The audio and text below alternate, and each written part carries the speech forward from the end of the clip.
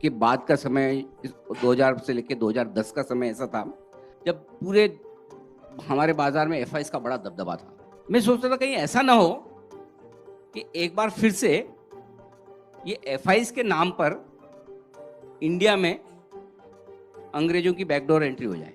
तो उस समय मेरे दिमाग में आता था क्यों ना हम हमारे इन्वेस्टर्स को ये सिखाएं और समझाएं, ये जो बिजनेसेस ये हमारे हैं, ये कंपनियां हमारी, ये हमारी देश की धरोहर है, हम इनमें इन्वेस्ट करके पैसा बना सकते हैं, बजाय कि कोई बाहर वाला आके हमें बताए कि हमारी कंपनी अच्छी है।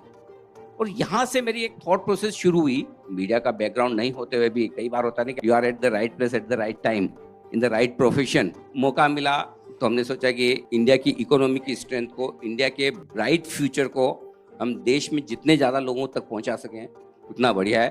और यहीं से छोटी जगह से शुरुआत होकर कुछ करने की कोशिश की है तो आज यहाँ तक पहुंचे। पहली बार हिंदुस्तान के बाजार दुनिया भर के बाजारों के पहले लाइफ हाई बना रहे न की बात में। पहली बार ये मार्केट इंडिया की इकोनॉमी के दम पर चल रहे हैं। अब तक ग्लोबल इकोनॉमी में तेजी है तो हम बढ़ते थे, हमारी इकोनॉमी भी ठीक थी, लेकिन हमारी इकोनॉमी की वो लीडरशिप नहीं थी, हमें दूसरों को देख के बढ़ना होता था। इस बार भारतीय बाजार अपनी इकोनॉमी के दम पर बढ़ रहे हैं। तीसरी बात, हर बार जब एफआईज आएंगे, पैसा लगाएंगे तो हाई बनाएंगे। अब ये हालत है, कहां जाएंगे?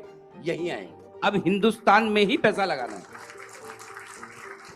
और इस सब की वजह है हमारे रिटेल इन्वेस्टर्स, जिनको मैं तीसरी महाशक्ति कहता हूं। हिंदुस्तान के म्यूचुअल फंड, एक एक फंड की वो ताकत है जो किसी भी बड़ी बड़ी एफआईज के मुकाबले में ज्यादा फंड मैनेज करती है।